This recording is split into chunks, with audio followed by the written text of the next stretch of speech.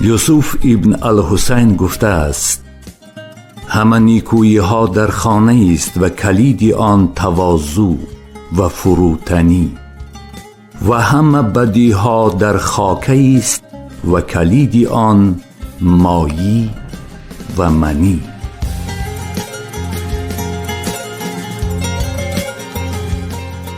جمع است خیرها همه در خانه و نیست، آن خانه را کلید بغیر از فروتنی.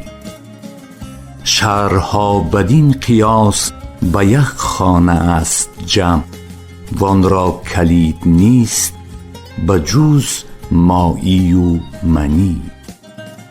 هان احتیاط کن که نلغزی زی راه خیر، خود را به معرض خطر شر نیفکنی.